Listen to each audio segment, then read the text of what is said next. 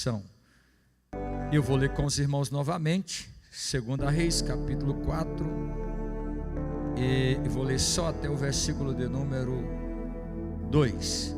E uma mulher das mulheres dos filhos dos profetas clamou a Eliseu dizendo: meu marido, teu servo, morreu, e tu sabes que o teu servo temia ao Senhor, e veio o credor a levar-me os meus filhos, os meus 2 filhos, para serem servos. E Eliseu lhe disse: que te hei eu de fazer? Declara-me que é o que tens em casa. E ela disse: tua serva não tem nada em casa, senão uma botija de azeite. Amém e amém. Pode sentar, adorando a Deus. Dar glória a Deus aqui é de graça. Você tem liberdade para continuar adorando ao nome de Jesus, porque é para isso que nós estamos aqui nesta noite. E a irmã Abadia, ela foi muito feliz nas suas palavras. Nós estamos vivendo um tempo que é uma guerra, vir para o culto e adorar de verdade, abrir o coração, derramar a alma. Parece-nos que existe um peso espiritual muito grande sobre o planeta, sobre a terra. E eu estou dizendo isso, irmão, porque esse ano eu viajei muitos finais de semana para pregar em eventos, em congressos, e esta é a realidade em todo lugar que você vai. Não aquela reação que a igreja tinha antigamente, que vocês já conheceram, já não é mais a mesma coisa depois do período da pandemia. Eu sei que muitos de nós atingimos a maturidade espiritual, mas já disse que atingir a maturidade espiritual não é impedimento para você ser um adorador e adorar Jesus de todo o seu coração. Bem verdade que nem todo culto que a gente vem à igreja, a gente sempre está lá no nível lá em cima, né? Tem tempo que a gente está na luta, numa prova, está passando por um tempo de indecisões, de questões, mas a palavra de Deus diz lá em Hebreus que nós devemos arrancar para Deus um sacrifício de louvor ao Senhor. Sacrifício de louvor é adorar a Deus quando tudo está dizendo que nós não devemos adorar. Quando o vento está soprando ao contrário, mesmo assim, tiramos para Deus lá do fundo da alma um sacrifício de louvor ao nosso Deus. Estamos hoje começando esta campanha, buscando Deus da multiplicação. Que tens em casa? Foi a pergunta que o profeta Eliseu fez a esta viúva que está no capítulo 4 de 2 Reis. Aliás, neste capítulo 4 de 2 Reis, se você prestou atenção, foi curioso, foi tomado pela curiosidade do tema desta campanha, e durante a semana procurou para saber, para ver, para ler, para entender, você vai descobrir que tem 4 grandes milagres feitos por Eliseu aqui no capítulo de número 4 deste livro. E dentre estes 4 grandes milagres feitos pelo profeta Eliseu está o milagre da multiplicação do azeite desta viúva. O texto mesmo vai dizer no versículo de número 1 que esta viúva tinha ficado desamparada por causa da morte do seu marido. Este marido, o marido desta mulher, certamente pelo texto, pelo entendimento do texto, tinha contraído algumas dívidas, e certamente também a morte chegou repentinamente na sua casa e na casa desta mulher, de forma que ele partiu sem ter condições de suprir ou cobrir as dívidas que ele tinha adquirido. E o texto, é claro, vai nos dizer que os filhos desta mulher agora vão ser levados, ou estão sendo preparados, não por ela, mas pelos credores, para levar estes filhos para quitar a dívida que o seu marido tinha deixado. Os credores estavam querendo levar os filhos desta mulher para que eles pudessem trabalhar para pagar a dívida que este homem tinha deixado. A Bíblia nos dá a informação que esta mulher era casada com um homem que estudava na escola de profetas, porque ela mesma vai dizer que o texto vai dizer que esta mulher é uma das mulheres dos filhos dos profetas. E Eliseu foi o profeta que praticamente inaugurou a escola de profetas. Samuel começou a fazer isto, mas Eliseu é o profeta que vai inaugurar propriamente dizendo a escola de profetas. Elias já fazia isto, mas Eliseu é o homem que vai ampliar esta preparação de pessoas que tinham uma chamada para exercer o ministério profético, e aqueles que dentro da nação de Israel tinham um chamado para exercer o ministério profético, eram convidados a estudar nessa escola de profetas, para se prepararem e também para aperfeiçoarem o ministério profético. Então, esta mulher, segundo a informação do texto, era casada com um homem que estudava na escola de profetas. Como vos disse, a expressão filho dos profetas indica a condição deste homem como um aluno dos profetas, ou como um aprendiz de profeta, ou como um discípulo do profeta Eliseu. E nós vamos entender então o porquê que esta mulher procura o profeta Eliseu, porque este era conhecido como a expressão filho dos profetas, significa que o seu mentor, ou seja, Eliseu, era como fosse o seu pai espiritual. E existia na Bíblia Sagrada uma lei de que quando alguém se tornasse devedor ou tivesse uma dívida para quitar, e ele não tivesse condições de quitar esta dívida, ele deveria se vender como escravo, como servo, para trabalhar durante um tempo para o seu senhor, e trabalhando durante este tempo, ele pagava ou quitava a sua dívida. Se fosse um estrangeiro, não fosse judeu, esta pessoa ficaria na casa do seu senhor.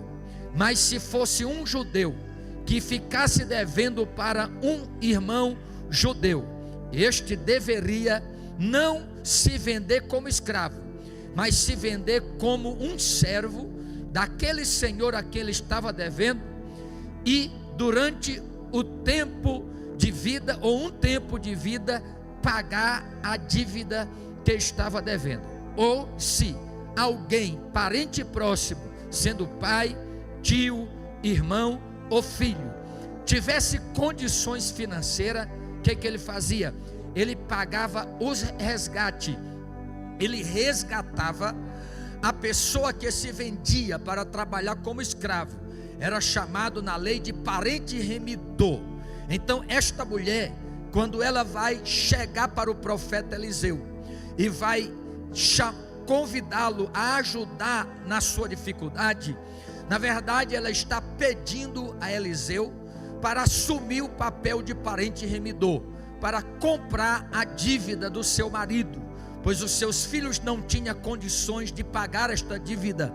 O marido estava morto, ela não tinha condições de pagar, e ele era um servo de Eliseu e servo do Senhor. Ela mesmo vai dizer isso na sua expressão no capítulo de número 4 e versículo de número 1. Então o que acontecia? Se a pessoa não tivesse condição de pagar a dívida, ela tinha que trabalhar para o seu senhor até o ano do jubileu. O ano do jubileu era uma festividade que o povo de Israel comemorava de 50 em 50 anos. a cada 50 anos, a nação de Israel celebrava a festa do jubileu. E na festa do jubileu, todas as dívidas eram perdoadas. Todos os escravos que eram irmãos judeus, irmãos de judeus, eram liberados para voltar para a sua terra. A terra que ele era tomada dele ou vendida para pagar as dívidas, eram devolvidas para ele. E também diz a palavra de Deus na lei do Senhor em Levítico capítulo de número 25, que o Senhor que fosse liberar o escravo ou homem, o seu irmão, no ano do jubileu, não podia despedi-lo com as mãos vazias, mas tinha que lhe dar um presente para que ele tivesse condições de reconstituir a sua vida novamente, reconstruir a sua vida e reconstruir a sua família. Então, no ano do jubileu, as dívidas eram perdoadas, as culpas eram perdoadas e todos voltavam à sua casa. Isto quando o parente remidor não resgatava aquele que ia ser levado para trabalhar como escravo para pagar as suas dívidas. Então, no caso aqui do texto que estamos estudando como tema da nossa campanha, o pai estava morto.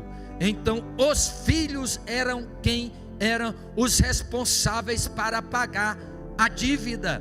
Só que estes filhos não tinham condições de pagar a dívida do pai. E então agora os credores querem levá-los para que eles trabalhem como escravos. A mulher então decide pedir ajuda ao profeta Eliseu. É claro que pela lei, Eliseu não tinha o direito de pagar a dívida daquele homem ou dos filhos, mas espiritualmente Eliseu era o pai espiritual deste servo que estava estudando na escola de profetas. Veja que ela vai dizer no versículo 1: meu marido, teu servo, morreu, e tu sabes que o teu servo temia a Deus. Isso aqui é interessante no texto, porque se este aluno da escola de profeta fosse qualquer tipo de crente que não tivesse compromisso com as coisas de Deus, com a lei de Deus e com a palavra de Deus, esta mulher não tinha condições de reivindicar um milagre para si, não tinha condições de reivindicar um milagre para a sua casa, não tinha condições de reivindicar um milagre para a sua família. Mas ela aqui vai reivindicar dizendo que ele era servo duas vezes. Primeiro, ele era servo de Deus, e segundo, era servo de Eliseu, ou seja, era um servo fiel, que servia nas duas instâncias da vida. Servia primeiramente a Deus por amor a Deus, e servia a sua liderança que Deus tinha colocado como líder espiritual sobre a sua vida. Veja que ela tem uma cartada na manga, ela tem condições de invocar a ajuda de Eliseu sobre a sua casa, porque o seu servo, o seu marido, tinha um bom testemunho diante do homem de Deus e do profeta de Deus. Quando ela procura o profeta Eliseu, Eliseu faz uma pergunta para ela: declara-me o que é que tens em casa. A verdade, em outras palavras, a pergunta de Eliseu era esta: o que você tem em casa de valor que se possa vender para pagar a dívida? Esta era a pergunta. Quando Eliseu pergunta para ela: o que é que tens em casa? Na verdade, a pergunta era esta: o que você tem em casa de valor que você possa vender para poder quitar a dívida? Agora observe, O texto não diz, mas nos dá a entender que pouco a pouco aquela mulher foi vendendo os móveis da sua casa, foi vendendo o pouco que ela possuía, a ponto de sobrarem apenas os 2 filhos e uma botija de azeite. Ou seja, toda vez que o credor ia na casa desta mulher, ela dava para eles alguma coisa, para ir diminuindo a dívida. Então todas as vezes que o credor ia na casa desta viúva, ela ia dando algo que tinha dentro da casa dela, porque eu acredito, pensando aqui com a mente, cada um pode pensar com inteligência, que esta mulher não morava dentro de uma casa tendo só uma botija de azeite. Então nos dará a entender o texto, que cada vez que o credor procurava esta mulher, ela ia entregando algo da sua casa, ao ponto que sobraram apenas os 2 filhos, que era tudo que ela tinha de maior valor na sua vida, e uma botija de azeite. Por que ela tinha uma botija de azeite? Porque o azeite era extremamente importante para a sobrevivência de qualquer família naquele tempo.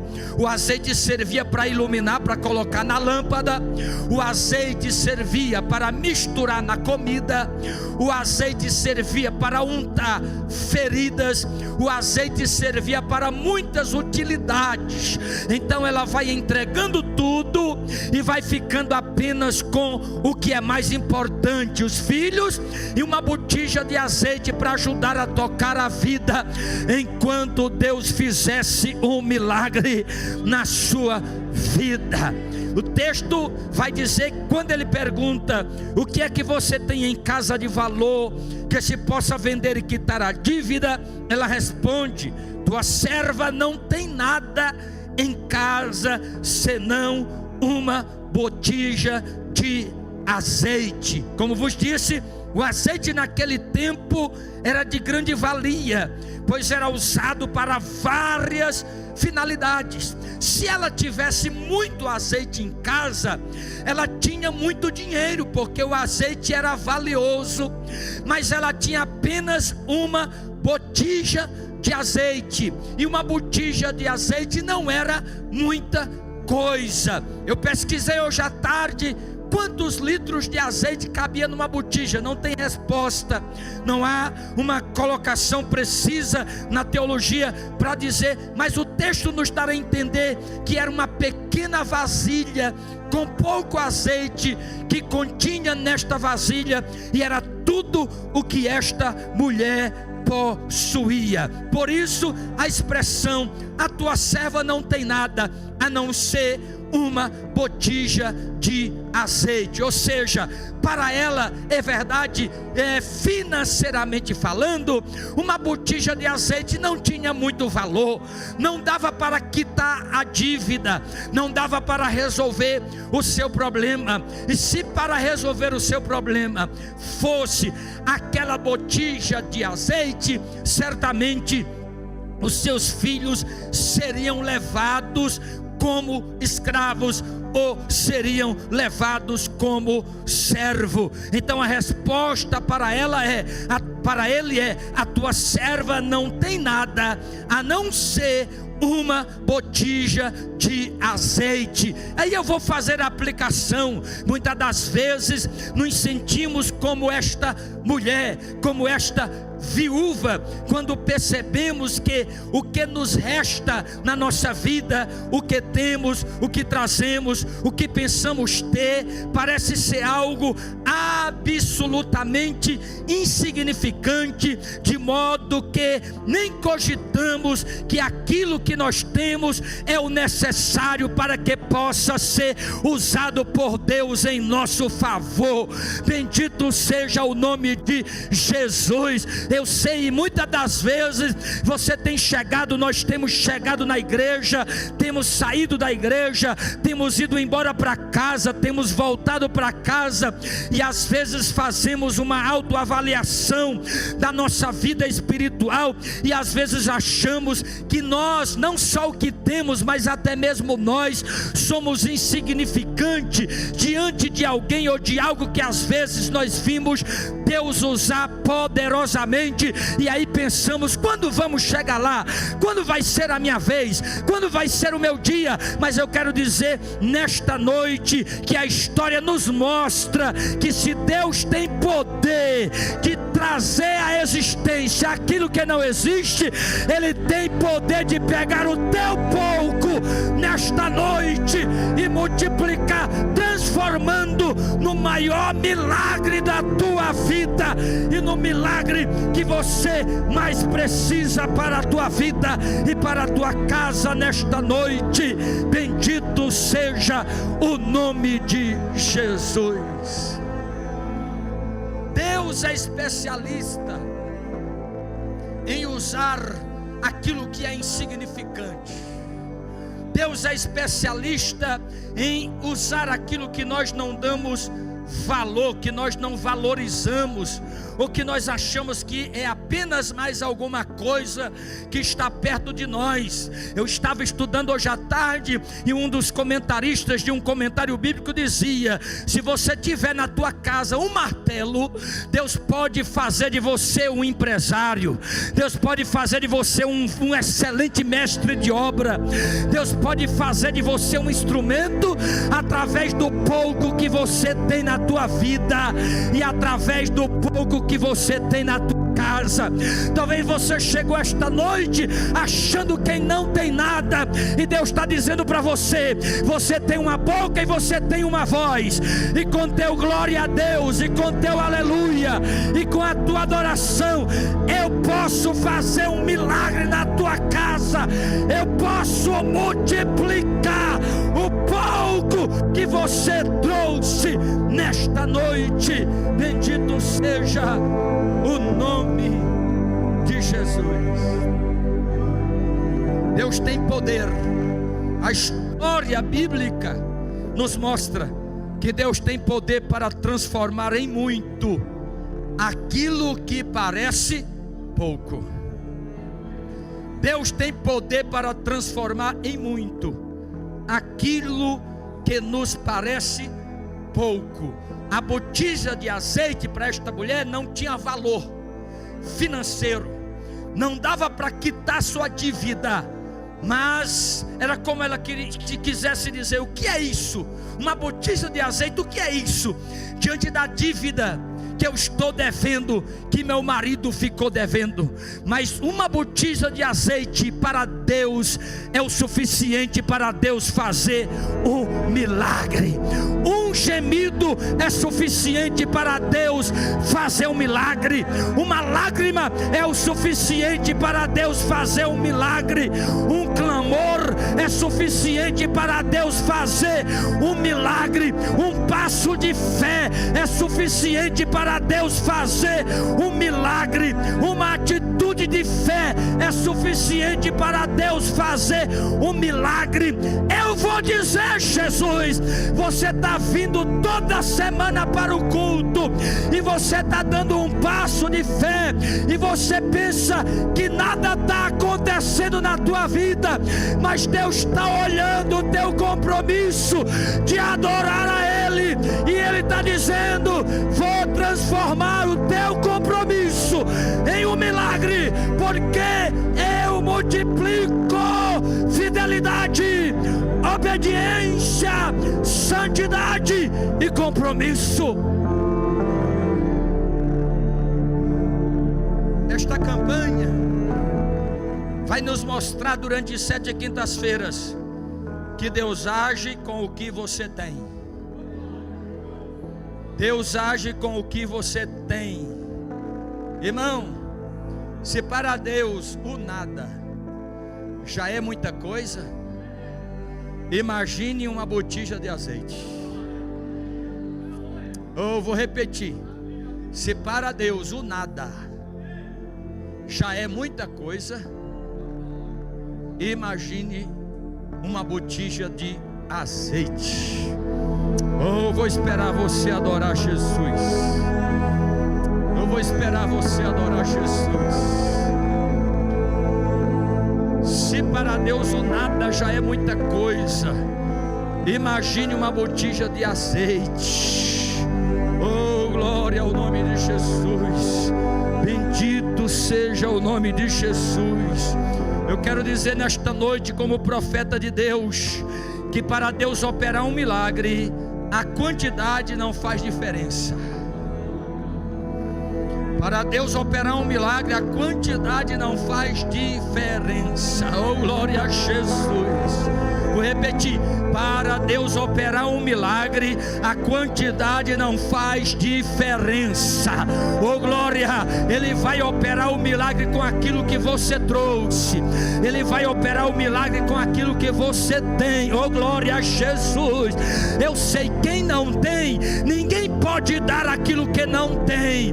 Mas quem tem, nem que seja uma pequenina fé, é o suficiente para Deus operar o milagre nesta noite. Eu já vou caminhar para o final.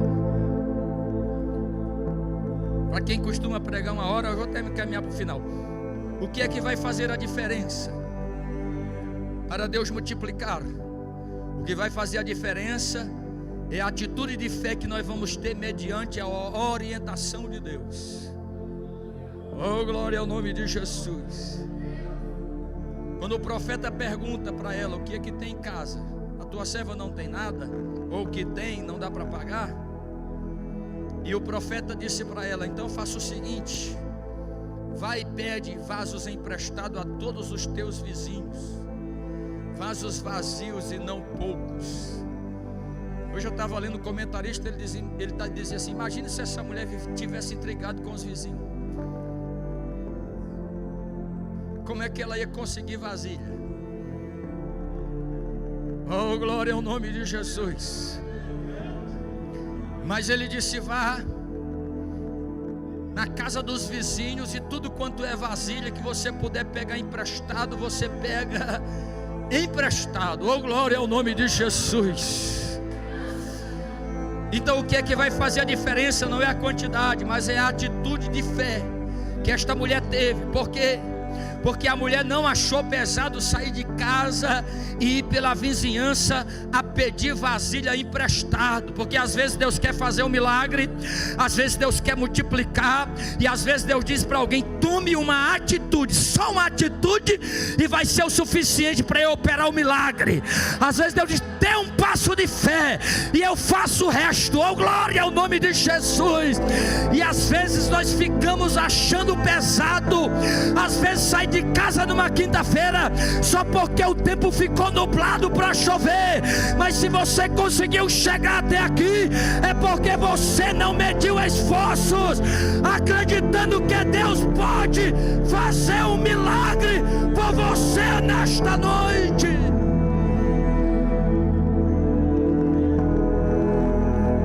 Oh, glória! Ela não achou pesado seguir a orientação de Deus. Mas o que é que os meus vizinhos vão pensar? O que é que eles vão dizer? Será que eles vão querer me emprestar vasilha? Esse é o nosso problema.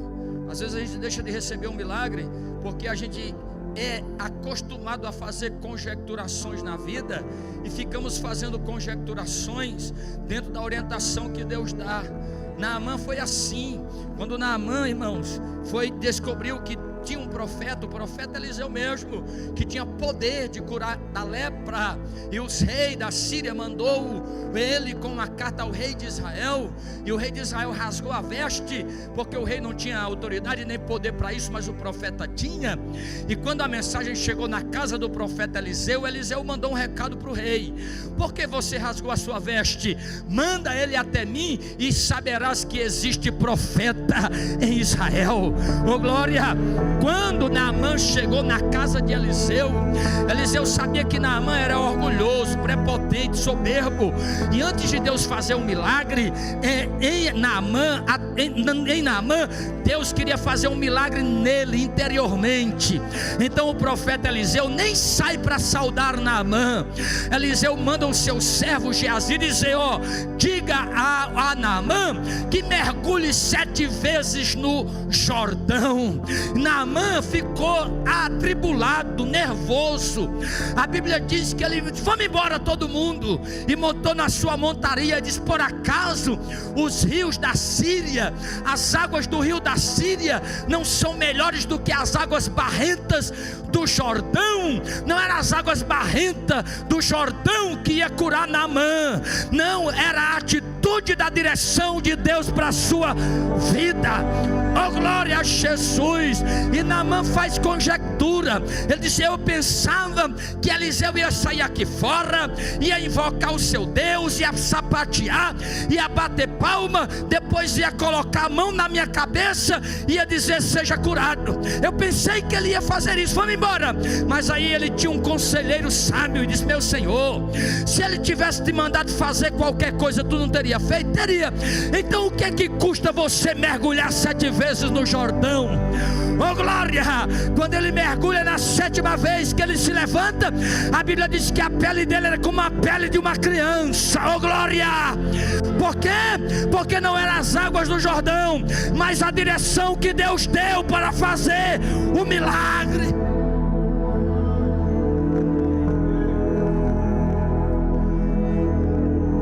Você já deve ter vivido isso, eu já vivi. Às vezes você está em casa todo desanimado, atribulado. Você diz assim: hoje eu não vou no culto não. Mas aí vai chegando a hora do culto, parece que uma força vai te empurrando, você se levanta: não, eu vou assim mesmo, seja o que Deus quiser. Aí aquele dia é o dia do teu milagre, aquele dia é o dia da tua cura, aquele dia é o dia da tua libertação. Aí aquele dia é o dia em que Deus vai falar com você. E se não for o dia que Deus vai abrir a porta, vai ser o dia que Deus vai renovar a tua força, até chegar no dia em que a porta vai se abrir. Oh, glória! Bendito seja o nome soberano do Senhor. Então siga. Aquela mulher, ela não colocou dificuldade para fazer a orientação que ela recebeu do profeta. Segundo, o profeta diz: quando você pegar as vasilhas emprestado, entra na sua casa e fecha a porta sobre ti e sobre teus filhos. O que eu aprendo com isso? Aqui há lições tremendas, mas o que eu aprendo para nós orarmos? Há milagres que Deus faz para todo mundo ver, irmão. Tem milagres que Deus faz para todo mundo ver, mas há milagre que acontece no anonimato. Tem milagre que acontece no silêncio. Tem milagre que acontece contigo, só contigo e Deus, trancado no quarto. Oh, glória a Jesus. Às vezes você está na luta, você está na prova, às vezes você está na dificuldade, você sai de casa arrebentado, mas quando você chega aqui, ninguém sabe que você está na prova. Por quê? Porque você adora, você cultua, você exalta, você dá glória a Deus, você levanta a mão, você não fica com aquela cara de alguém que está autocomisserado para alguém ter dó e pena de você. Você vem para o culto e você vai dizer: ninguém tem culpa da minha luta, é entre eu e Deus, então aqui eu vou adorar. E enquanto você está adorando, o milagre está acontecendo no anonimato, no silêncio de Deus.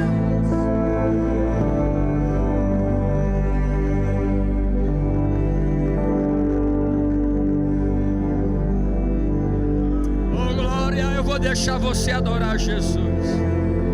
Se você trouxe glória, adore a Ele com glória.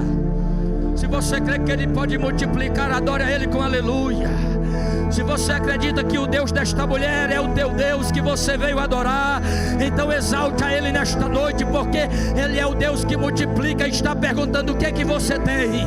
Oh, glória ao nome de Jesus. O que é que você tem para eu multiplicar esta noite?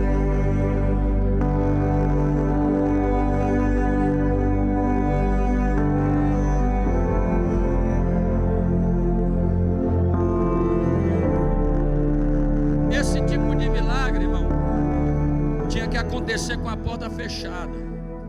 Porque imagine, conjecture comigo, imagine os vizinhos desta mulher vendo o azeite sendo multiplicado. Você consegue imaginar a confusão que seria? Cada vizinho também trazendo sua vasilha para tentar encher.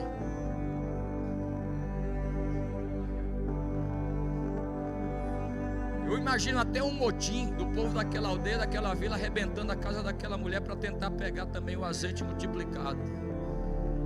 Oh glória!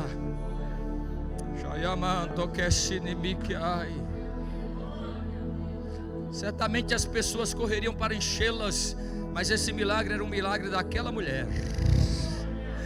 Era o milagre dela. Vai ter milagre que Deus vai fazer na tua vida para todo mundo ver.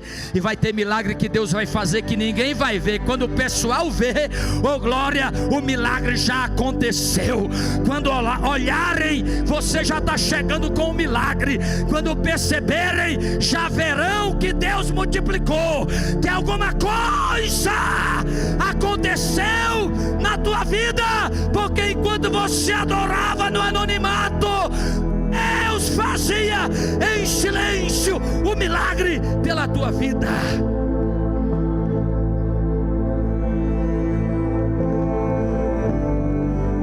Oh glória! Quanto mais azeite esta viúva despejava nas vasilhas, mais azeite tinha em sua botija. Oh glória ao nome de Jesus. Quanto mais azeite ela despejava nas vasilhas, a mesma quantidade de azeite continuava na botija. Porque o problema não era o azeite, o problema era a vasilha. Fala aí para o irmão que está do seu lado: a crise não é de azeite, irmão, a crise é de vaso. Oh glória! Bendito seja o nome de Jesus. Azeite Deus tem para derramar, poder de Deus Ele tem para derramar, graça Ele tem para derramar. O problema não é azeite, o problema é vasilha. Se tiver vaso aqui esta noite, Deus vai encher. Se tiver vaso nesta noite, Deus vai derramar unção, Deus vai derramar poder, Deus vai derramar graça. Oh glória! Porque enquanto tiver vaso, tem azeite. Enquanto tiver vaso, tem azeite.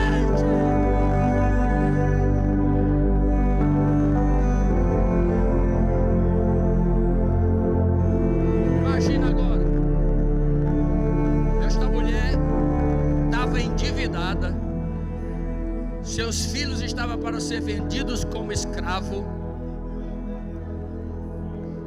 E de repente, num dia ou numa noite, eu estou conjecturando, eu penso que no dia seguinte, irmão, eu penso que no dia seguinte, aquela mulher, quando se levanta com a placa na mão, para pregar na porta da casa. Escrito o que, pastor Arnaldo? Vende-se azeite.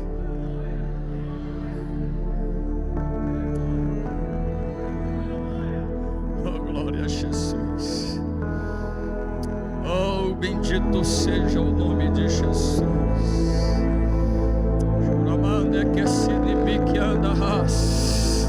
Eu penso que quando chega o dia da feira, aquela mulher está com a banca montada, banca de azeite, vende-se azeite. E aí eu penso todo mundo passando e dizia: mas aquela não era que os filhos iam ser levados como escravo? Mas eu não sei o que aconteceu, porque depois que ela pediu vasilha emprestado, agora ela tem azeite para pagar a dívida, e ela tem azeite para sobreviver com os filhos. Oh glória!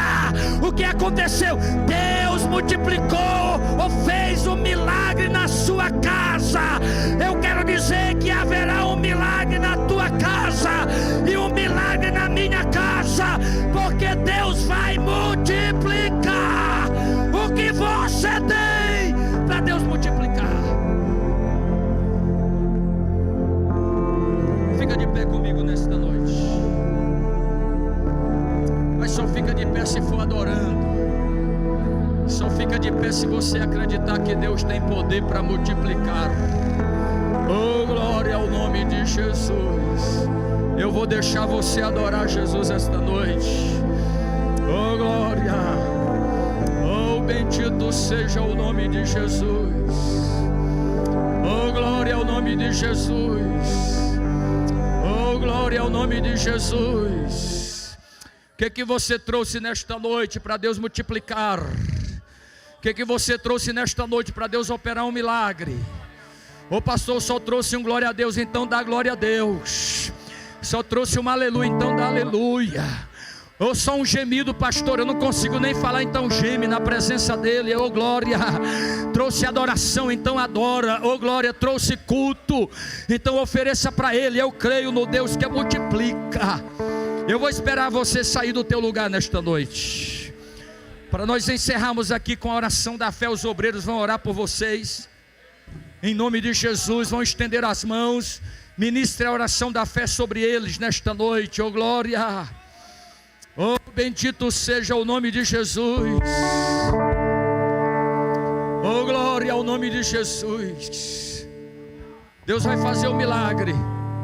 Ele é o Deus de milagres, Ele é o Deus de maravilhas, Ele é o Deus que multiplica. Oh, glória ao nome de Jesus. Quanto tempo esta mulher passou em aflição, não sei. Quanto tempo passou ela vendendo as coisas de casa para quitar a dívida, não sei. Oh glória. Mas chegou o dia de Deus multiplicar. E quando chega o dia de Deus multiplicar, o milagre acontece. Quando chega o dia de Deus multiplicar, o milagre vai acontecer. Oh glória. E o que você tem que fazer? Você crê, precisa crer. Oh glória. Por toda a minha vida, ó Senhor, te louvarei. O Deus que multiplica está aqui esta noite. É a minha vida. Oh glória, não tem nada, tem sim, tem. Procura aí que você tem alguma coisa. Nem que seja uma pequena fé. Oh glória a Jesus. Um passo de fé.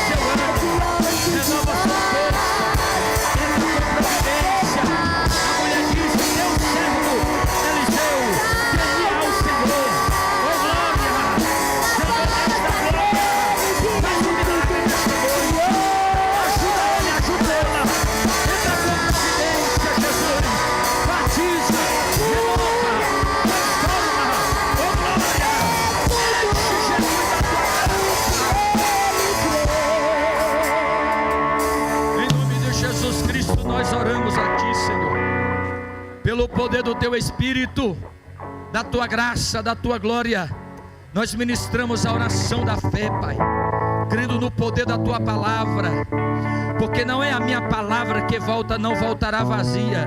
Não é a palavra do pastor, não é a palavra do pregador, é a tua palavra. A tua palavra não voltará para ti vazia, mas antes o Senhor a fará prosperar naquilo para qual o Senhor a enviou.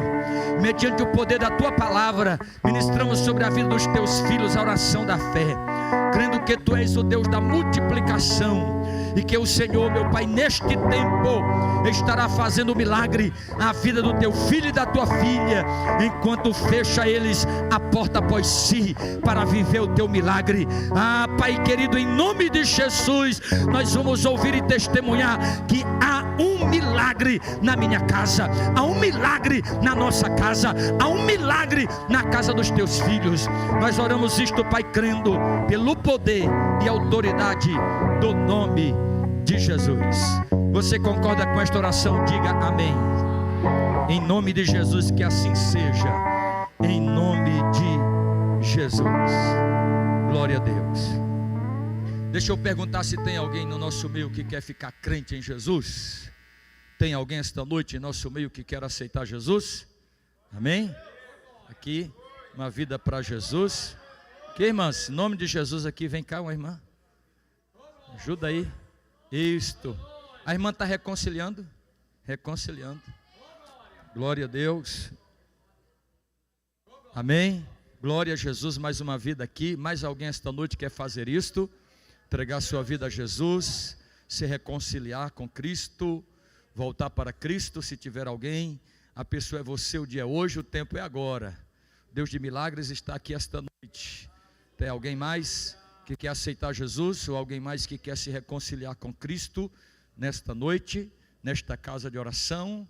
Não tem? Vamos orar, estendo as mãos para cá. Pai, em nome de Jesus, nós apresentamos estas vidas preciosas, que nesta noite, Pai, te recebem como Senhor e Salvador.